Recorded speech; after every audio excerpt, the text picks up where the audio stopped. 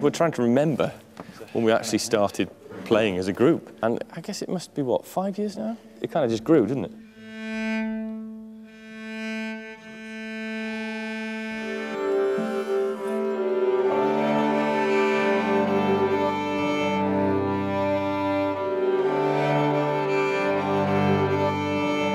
The idea behind the project was basically that nobody did this sort of string quartet in concert situations.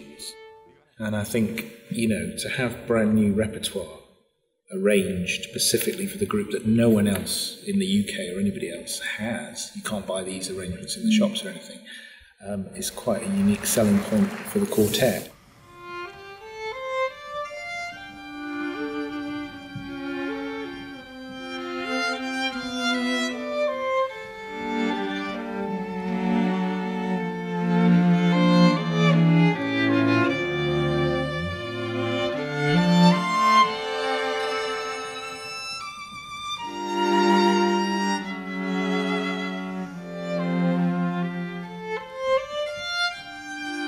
The image that we're trying to create is like a string quartet being like sort of Frank Sinatra was, or being like a crooner, that you try and go back to that era.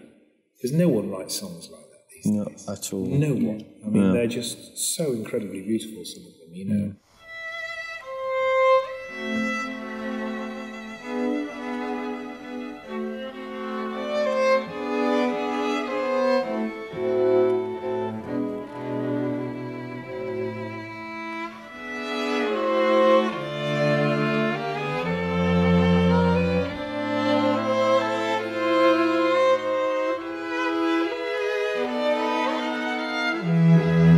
Finish your classical concert, and then you loosen your tie, you pour a drink, and you sit back and listen to something a bit lighter.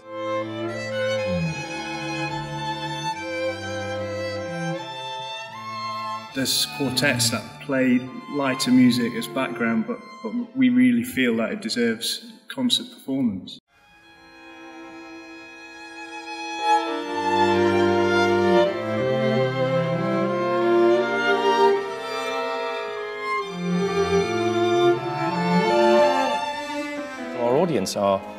They're people who grew up with those tunes as their pop music, and they kind of miss it all, really.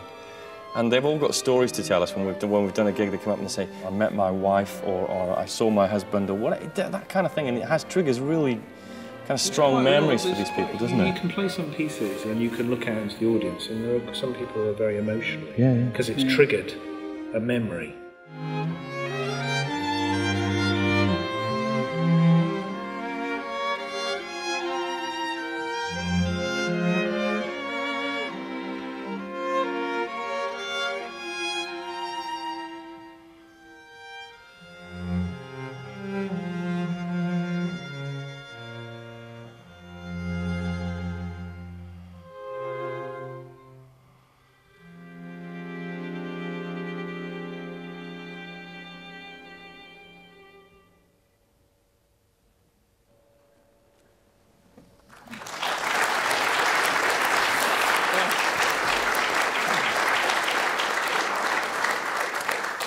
Thank you very much, ladies and gentlemen.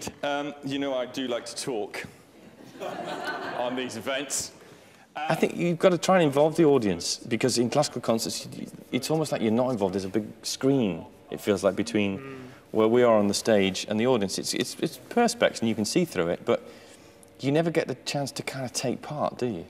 In some venues, you really can't see the audience. You know, the lighting is such that they're completely blacked out. So it's kind of, at classical concerts, it sometimes feels like they're one entity, but at Masquerade Quartet concerts, we get to know them individually. That's the difference. I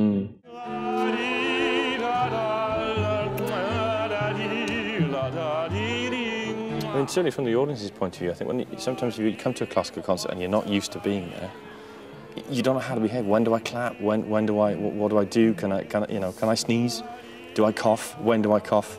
It's that kind of stuff, and that's why people don't come to these things. And because the focus is on the stage, you assume that the auditorium is completely silent. Well, it's not. And yet, in this forum, it's a chance just to sit and relax and not have to worry about what the dress code is if you're coming as an audience member. You just come, listen to some great music. What's wonderful is that quite a lot of people who are afraid of classical music have a wonderful introduction.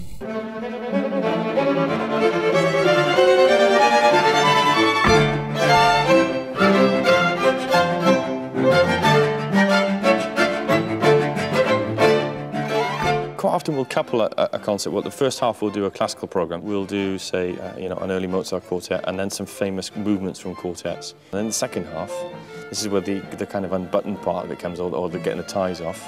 And then we play these arrangements and say, well, look, a quartet can do this kind of stuff as well.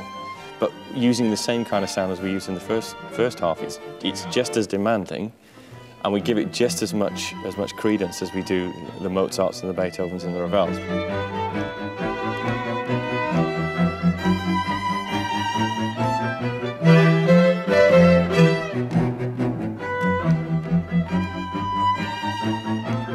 We work in the same way, we balance things in the same way as we would a Beethoven quartet, and we listen carefully, we rehearse the intonation. The rehearsal process is exactly the same. Indeed.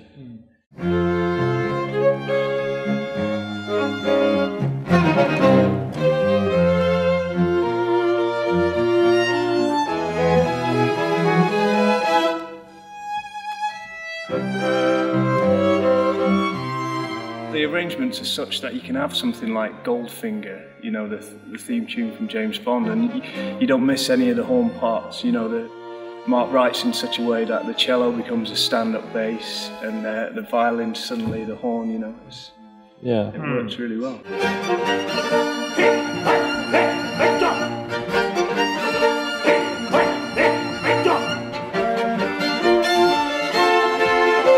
I think that the really clever part is that when you're listening as an audience member, the bits that quite clearly aren't there because there's only 4 of you, because they're famous tunes, you can hear them. You hear them in your head, and you swear blind you might have heard a triangle in there.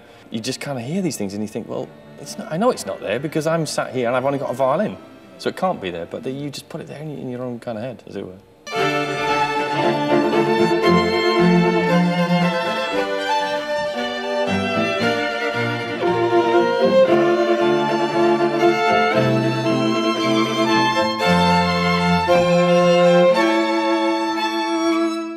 Quite flexible in that you can do a concert whereby people are having a glass of wine at a table and it's more a cabaret style thing, or you can take it into a concert hall where people are going to sit there like a normal concert and appreciate the music for what it is. But it's all under that banner of, this isn't classical music, it's great music played by classical players.